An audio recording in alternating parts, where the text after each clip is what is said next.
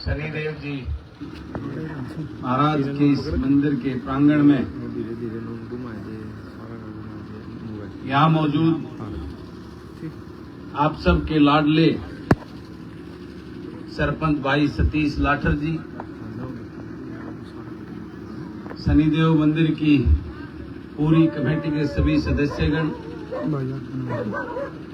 यहाँ पहुंचे, आपके हल्के के खरकराम जी गांव के सरपंच भाई सुरेंद्र जी, रमेश डांडा जी, यहाँ मौजूद मेरे इस गांव के मेरे पिता तुल्य बुजुर्गों, मेरी मातृशक्ति, युवा साथियों, और यहाँ आप सबका मनोरंजन करने आई भाई रणबीर को और उनकी पूरी टीम को, आप सबको बलराज कुंडू की राम राम।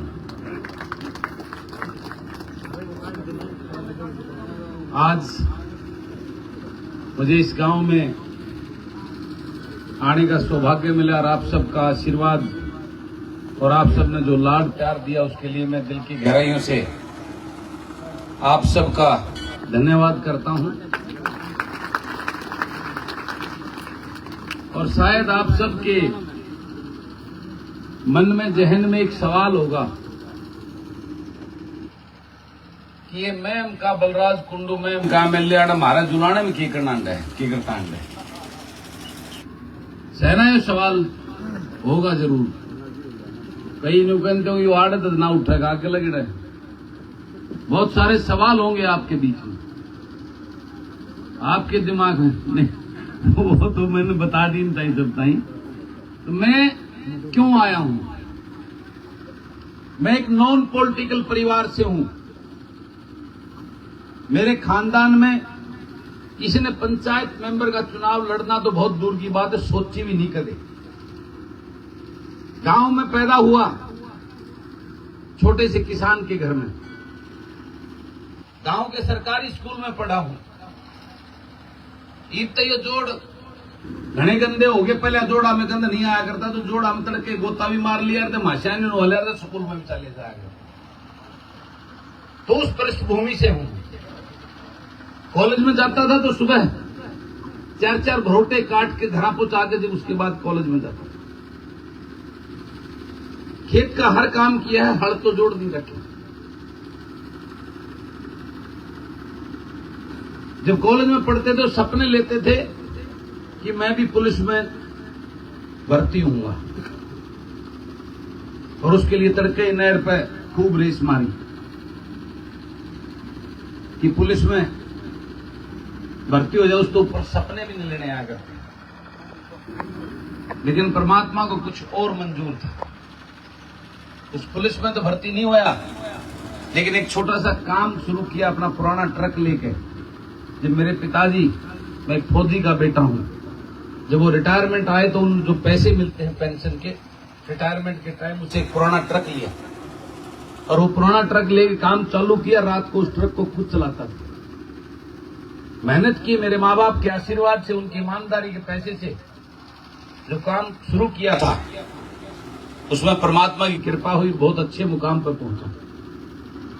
जब उस परमात्मा ने मुझे उस मुकाम पर भेजा और जब बिजनेस में जाकर देखा, इस राजनीतिक लोगों से मिलना हुआ और देखा कि किस प्रकार से हमारे भोले भाले लोगों को बेवकूफ बनाकर अपनी राजनीति रोटियां सेकते हैं और इस प्रदेश को लूट कर अपने घर भरने का काम करते हैं। तो मेरे मन में एक पीड़ा आई कि परमात्मा ने मुझे और मेरे बच्चों के लिए तो ठीक ठाक रोजी रोटी का जुगाड़ कर दिया। जो मेरे ग्रामीण अंचल जहां मैं पैदा हुआ, उनका दिन पर दिन बुरा हाल होता जा रहा है। उनके लिए कुछ राजनीति के माध्यम से इस लूट और झूठ की राजनीति को समाप्त करने के लिए मेरा फर्ज बनता है और मैं राजनीति के अंदर कूद पड़ा। और आपको बताना चाहता हूं, जब मैं राजनीति में आया तो लोग मेरा मजाक उड़ाते थे। मेरा तो गांव भी नहीं था उस हल्के में, वहां मेरे रिश्तेदार थे, जो हमारी 80% रिश्तेदारी महम में। तो मेरे अपने रिश्तेदार जब मैं घर में जाता था तो वो घर पाया नहीं करते, लोग जा रहे थे, भाई वो रिश्तेदार है घरा तो नाटक उकरा होगा, लेकिन उड़े लेडीज मिला करती वो ढुक जा रहे बोला वो तो रोड तक गया, फलाना गया, धकड़ा गया। लेकिन मैंने उन लोगों के बीच में जाकर वोट नहीं बनाई, उनकी सेवा कर कर उनके दिलों में जगह बनाई। इसलिए आज महम हल्के में मुझे हर माँ, हर माता, हर बुजुर्ग मुझे अपना बेटा मानता है, हर बहन मुझे अपना भाई मानती है। और उसी का नतीजा है कि दो नेशनल पार्टी कांग्रेस और बीजेपी के बड़े बड़े धुरंधर, बहुत पैसे वाले लोग हैं दोनों को, उनकी कट टेक कर उन्होंने अपने बेटे को अपना प्रतिनिधि चुनने का काम किया। और मैं उस विधानसभा में पहुंचा, जब गया तो पहली बार उस विधानसभा को देखा था मैंने, उससे पहले कभी वो विधानसभा नहीं देखी। और आप सबने देखा होगा कि जाके मैंने समर्थन दिया उस भाजपा को, क्योंकि नया नया राजनीति में आया था। मैंने सोचा कि लोग ने कहा करते मुख्यमंत्री, लेकिन जब वहां जाके इनका खेल देखा, समर्थन इसलिए दिया था कि सरकार के साथ रह के अपने हल्के के काम कराऊंगा। लेकिन 3 महीने में ही मुझे इनकी असलियत का पता चलने लगा जब मैं अंदर उस सिस्टम में घुसा। मैंने देखा कि किस प्रकार बेवकूफ बना रहे इस प्रदेश के लोगों को, ये किस प्रकार से भ्रष्टाचार करके इस प्रदेश को लूट रहे हैं ये लोग।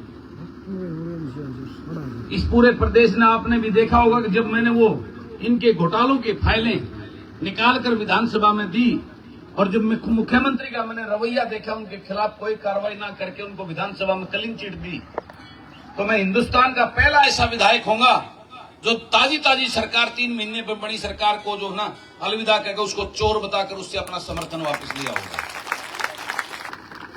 क्योंकि मैं राजनीति में सेवा करने के लिए आया हूं, लूट करके अपना घर भरने के लिए नहीं आया। मैंने उस सरकार को उसके घोटालों के खिलाफ, आपके साथ हो रही जाति के खिलाफ मैं उसको घेरना शुरू कर दिया। तो इन्होंने मुझे डराया, मेरे ऊपर केस बनाए, मेरे रेड डाली, मुझे बहुत परेशान किया। लेकिन जब देखा कि ये डरने वाला नहीं है, तो मुझे लोभ लालच देने का काम किया, मुझे मंत्री पद की ऑफरें दी।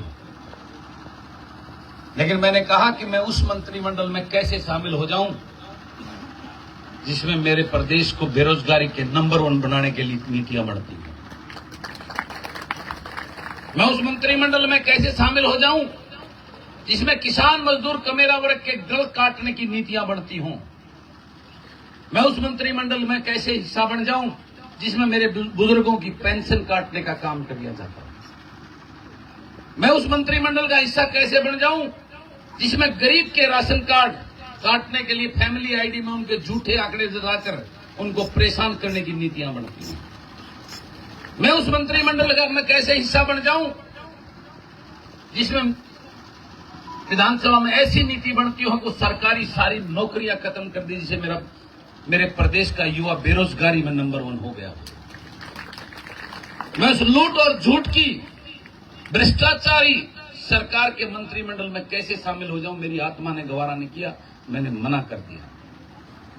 और मैं आपकी आवाज बनकर उस विधानसभा में उनके सामने उनके घोटालों को उजागर करने लगे, आपकी आवाज को उठाने लगे। और आज 4 साल नहीं हुए हैं मुझे एमएलए बने हुए। इस महीने की 24 तारीख को 4 साल होंगे। लेकिन पहली बार का विधायक और एक किसान का, फौजी का बेटा जब उस विधानसभा में खड़ा होता है तो आप सब देखते होंगे कि इस मुख्यमंत्री और मंत्रियों की पिंडी कांपती है जब मैं खड़ा होता हूं। मैं कोई गुंडा बदमाश नहीं हूं जो मुझसे डरते हैं या बंदूक लेके मैं उस विधानसभा में जाता हूं।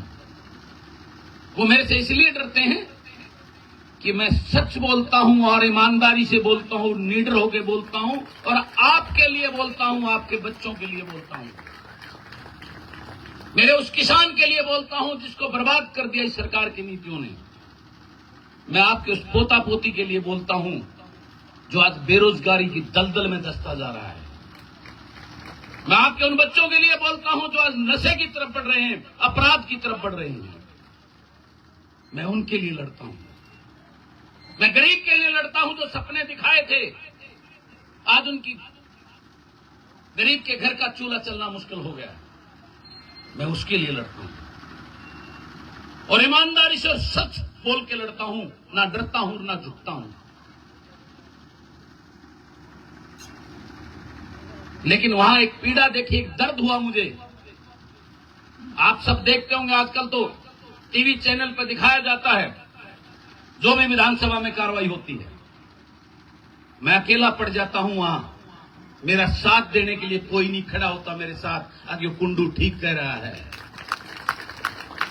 वो दर्द लेकर मैंने सोचा कि जब तक इस विधानसभा में उस किसान मजदूर के पढ़े लिखे बेटे या बेटियां जो उस दर्द को जानते हों, जब तक वो इस विधानसभा में नहीं आएंगे तब तक इस किसान का, मजदूर का और युवाओं का भला नहीं हो सकता। तो मैंने अपने हलके को इकट्ठा करके उनसे चर्चा की कि ये किस प्रकार का खेल खेल रहे हैं। ये सारी राजनीतिक पार्टियों के नेता, ये सारे एक ही थाली के चट्टे बट्टे हैं, एक ही थाली में खाना खाते हैं।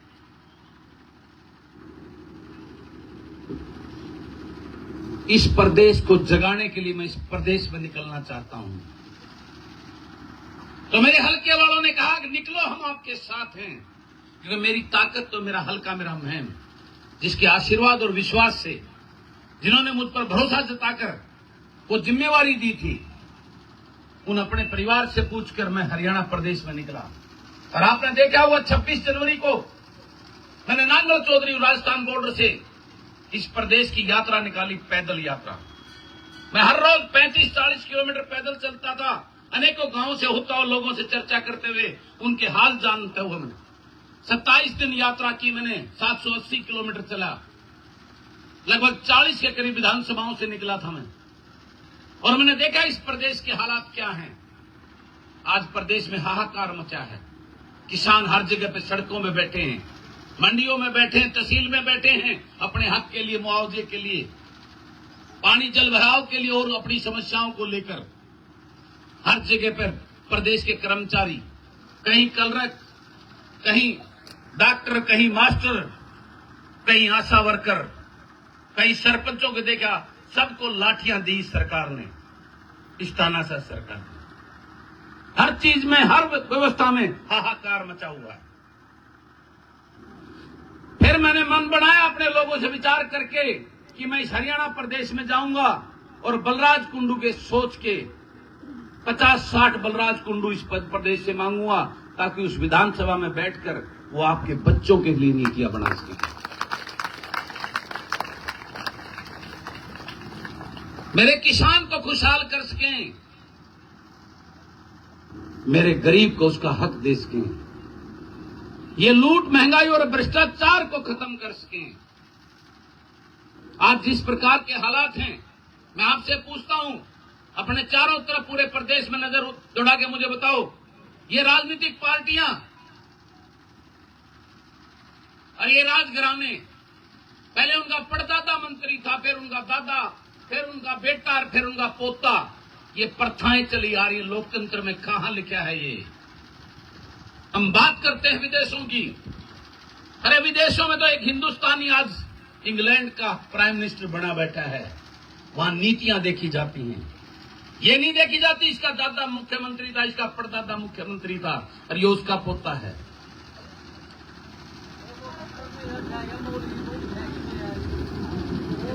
और खट्टर दे न्यारे जो बनाते हैं लाग रहे इतने सालते हैं, गरीब लाग रहे बनाने और दूसरा न बनाने लाग रहे। मैं आपसे पूछना चाहता हूं,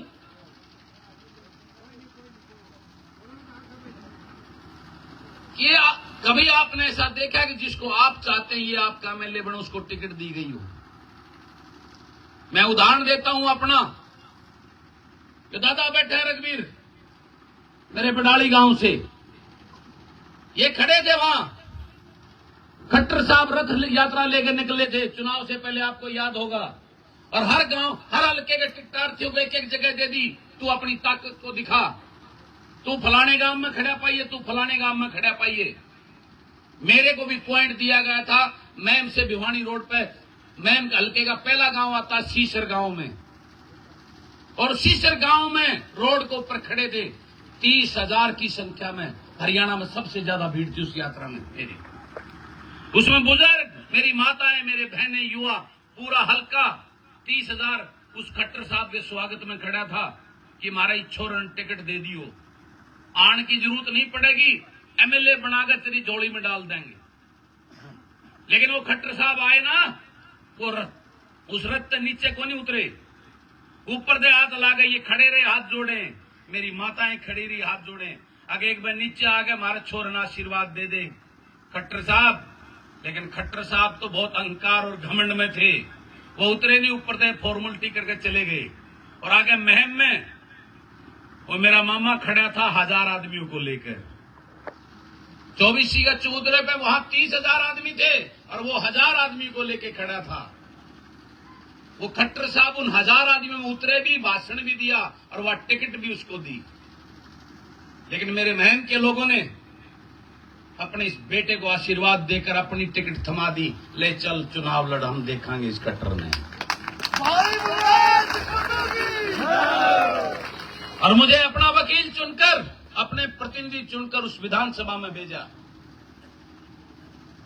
मुझे लोभ दिया गया वहां जाने के बाद में पैसे का और चीजों का, लेकिन मैंने उनको एक ही बात कही थी, ये मेरे महम वालों का आशीर्वाद और विश्वास है, ये बिकाऊ नहीं है और ना बिकेगा और ना झुकेगा। तो आज आपके बीच में ये बलराज कुंडू इसलिए आया है कि ये राजघरानों के दल, ये पार्टी और नेता अपने चाटुकार और गुलामों को टिकट देते हैं, जिनको जो लोग उनको भगवान मानते हैं कि उसकी पूजा करते हैं, उसके हाथ में टिकट दे दी जाती है और वो उस विधानसभा में जाकर आपके लिए नहीं बोलता, अपने उन नेताओं को जिंदाबाद करने की बात करता है।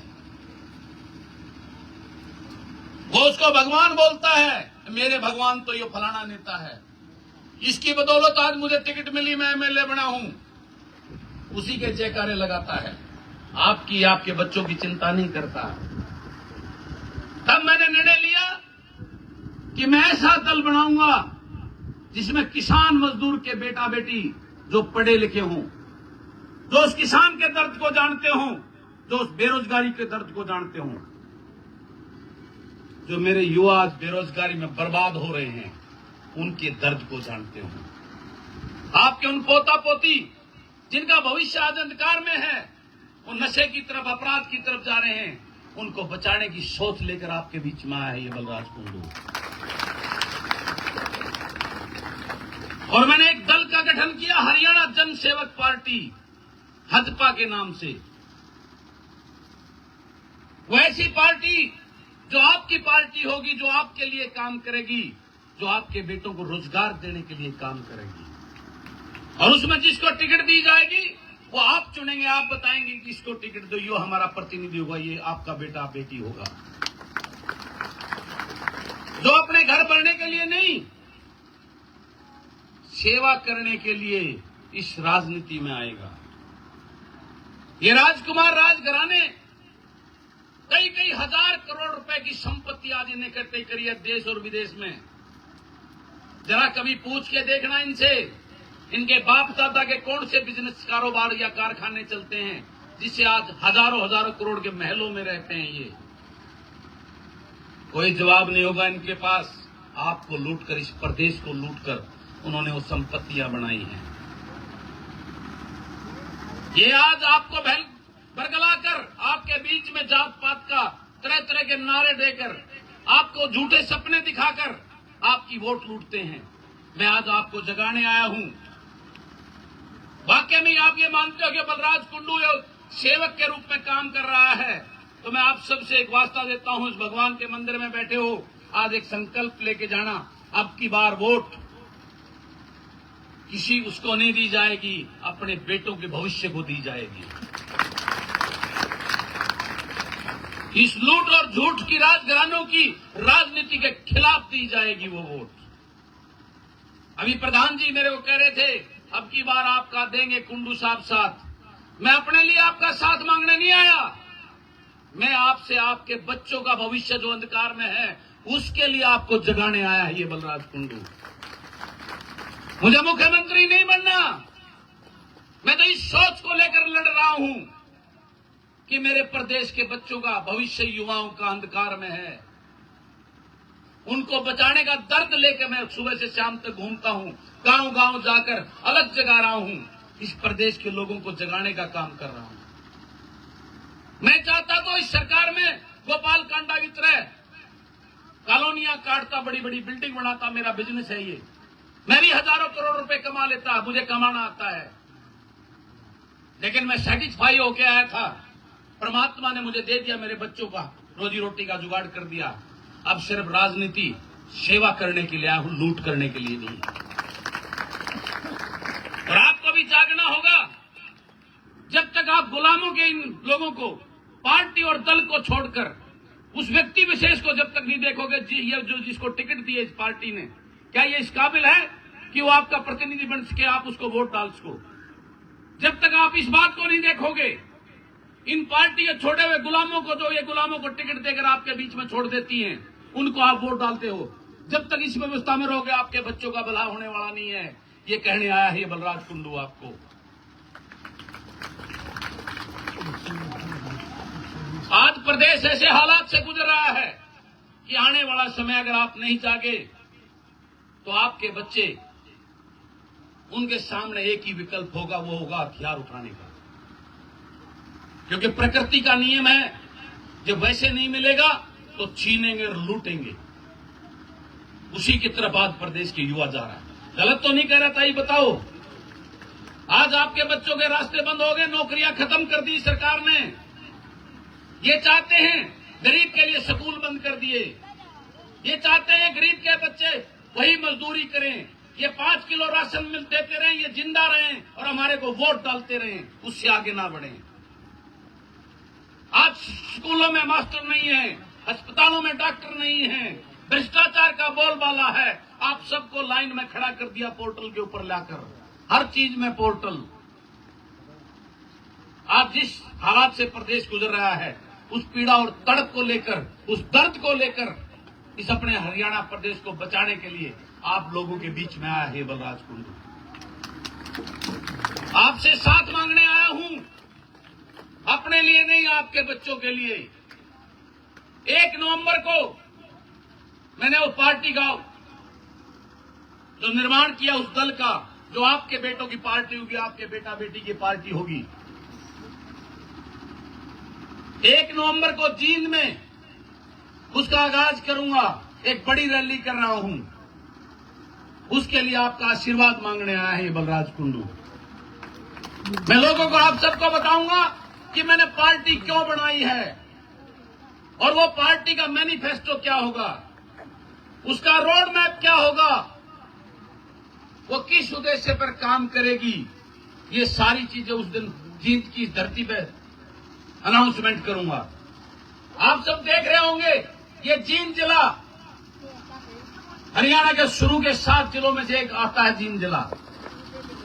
और यहां का पुराना इतिहास देख लो, 50 साल में सबसे ज्यादा भागीदारी जींद जिले की रही है सत्ता के अंदर। लेकिन मुझे दुख है इस बात का कहते हुए कि सबसे पिछड़ा हुआ कोई जिला है, वो जींद जिला है आज आपका पूरे हरियाणा प्रदेश में। ये सोचने की बात है, क्योंकि यहां जिस प्रकार के प्रतिनिधि बनते रहे, उनको आपकी चिंता नहीं, अपने नेताओं की हाजिरी भरकर अपने घर बढ़ने का काम किया उन नेताओं ने। तो आपको सजग और सावधान करने के लिए, आपके बच्चों के भविष्य जो खतरे में है, उसके लिए आपका सहयोग और साथ, आशीर्वाद लेने आया, मांगने आया है बलराज कुंडू। क्या मेरा साथ दोगे 1 नवंबर को? 1 नवंबर को जींद की उस धरती पर मैं आपसे 4 घंटे मांगता हूं, आपके बेटों के भविष्य के लिए, किसान के भविष्य के लिए। मैंने पढ़ के देख लिया, एमएलए वो सारी चीजों में कुछ नहीं, वहां लुटेरे बैठे हैं, चोर बैठे